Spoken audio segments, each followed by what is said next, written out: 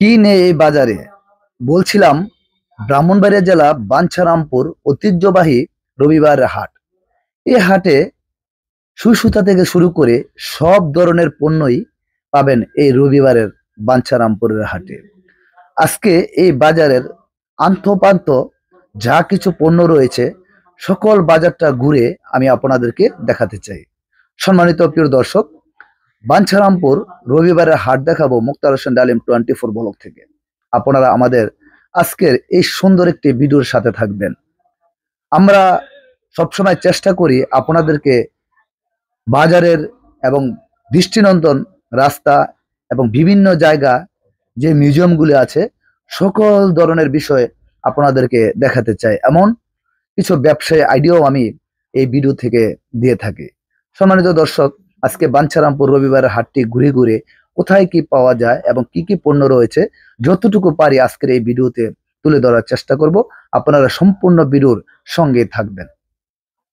আপনারা সামনে দেখতেছেন মুখরোচক খাবার এবং ছোটখাটো ছোট ছোট কাপড়ের দোকান এবং বিভিন্ন ধরনের সবজি।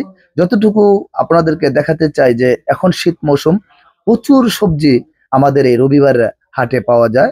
তবে এখন যে কোনো ছোট ছোট বাজার গ্রামগঞ্জে রয়েছে বলে সেখানে বিভিন্ন ধরনের সবজি কৃষকেরা নিয়ে আসে, সেই কারণে কিন্তু রবিবারের হাটে তেমন কোনো সবজি চোখে পড়ে না। সম্মানিত দর্শক, আপনারা দেখতে থাকুন সম্পূর্ণ বাজারটি। আমরা আপনাদেরকে বিভিন্নভাবে বিভিন্ন বিষয় নিয়ে আজকের এই রবিবারের হাটের বাজারটি আমি ঘুরে ঘুরে দেখাতে চাই। আমি সকল পণ্যের দাম নাই দেখালাম, তবে বাজারের মনোমুগ্ধকর সৌন্দর্য পরিবেশ কিন্তু ফুটে উঠেছে প্রত্যেকটি দোকানদারের মাধ্যমে। আমাদের এই বাঞ্ছারামপুর বিভিন্ন এলাকা থেকে লোকজন আসে এই বাজারে। বাজারগুলিতে একদম লোকে লোকারণ্য সব সময় ভরপুর থাকে এমনটা নয়, শুধু রবিবারের হাটে মিলে এসব মানুষের অনেক ভিড়। যার যার মতো, যার যার যে সমস্ত পণ্য দরকার, তারা কিন্তু সেই সমস্ত নিত্য প্রয়োজনীয় জিনিসগুলো সহজে ক্রয় করতে পারবেন এই রবিবারের হাট থেকে। আমরা আপনাদেরকে এই ভিডিওর মাধ্যমে দেখালাম সুন্দর করে যে আপনারা এই হাটে কি কি পণ্য রয়েছে।